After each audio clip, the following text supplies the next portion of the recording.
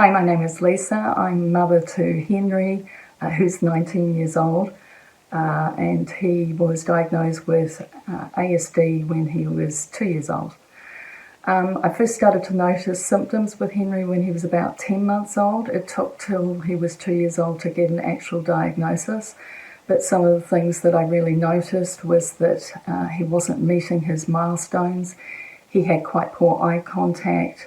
He was doing a lot of self-stimulation, flapping his hands and his toes. He did a lot of repetitive behaviour, and he was very indifferent to people. He was very focused on things that interested. We looked around for a lot. Once we got a diagnosis, we looked around for a lot of different things that we could do with Henry, and obviously some of those things included speech therapy and occupational therapy. The problem with that was that 1 hour of speech therapy and 1 hour of occupational therapy a week is not going to, didn't seem to really be making that much of a difference to Henry. And I thought, well, we've got all this time, that he's actually not doing anything. I was particularly worried about his lack of improvement in progress, and we discovered ABA therapy. And that seemed to make quite a lot of sense to us in the fact that Henry would be getting intensive therapy for long periods of time. He did therapy right up until the age of 7, and then we decided to continue on with schooling through the ABA process. Going to school, I think, was a big change for Henry, and he was sort of getting that therapy within the classroom anyway, and a 2 to 3 teacher ratio as opposed to what he would have got in a normal international school. So he really did very well with the schooling, and he did very well with the therapy, and he was starting to meet milestones, albeit at a slower pace, but he was making progress, and that made a huge difference. He was becoming more independent once we got to sort of the teenage years and everything. We then moved to Aspire Youth Centre, and I guess was able to maybe do some other different things like work experience outside of Aspire, which he did in conjunction with Aspire. Things like working as a barista, learning to make coffee, that sort of thing.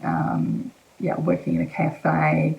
He did some data entry for a company, all those sort of things. Lots of that was helping Henry to move through to the next step in his life, not just academic schooling and,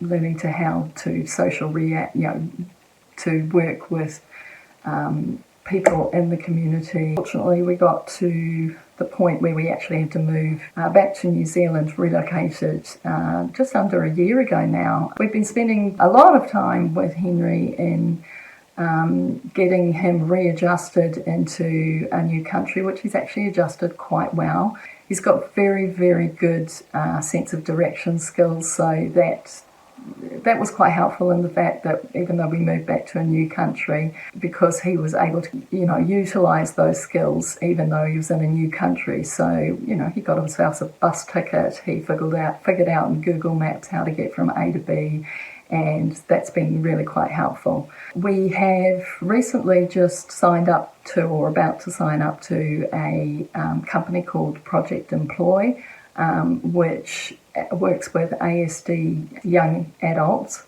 and that program will be working in a cafe, quite long days. He'll start at about 9 in the morning and work till about 3:30, 4 o'clock in the afternoon. They'll teach all sorts of life skills, and it is very one-on-one.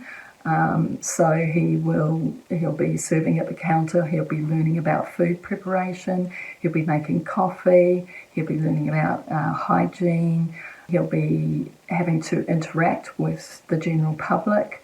We're also getting him involved with some social groups, which is something that he really, really has missed and really lacked from when we moved back to New Zealand.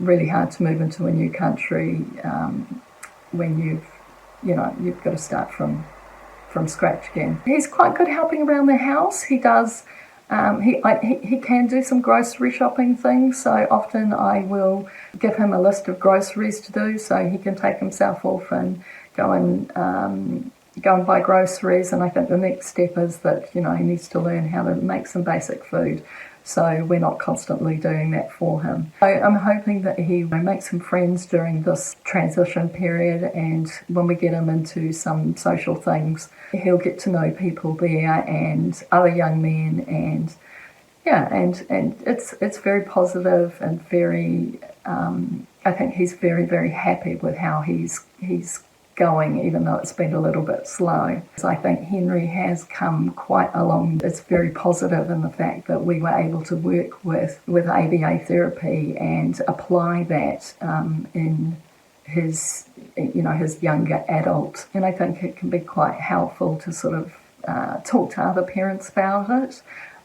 Certainly I found with me, I was able to speak to lots of other parents in the same sort of situation, and still very friendly with a lot of those parents, even though they might not be in Hong Kong anymore. Keep in touch with them and keep in touch with Henry's old teachers and that sort of thing. And it's even Henry does actually. He still keeps in touch with the kids from his Aspire class. So hopefully that's been positive and helpful, and I'm always available to talk to other parents about experiences and be of help. So please do reach out. I'm very happy to talk to any parents at any point, even though I live in New Zealand and it's 5 hours difference from Asia. And good luck with your children, and hope that's been very positive. Okay, bye-bye.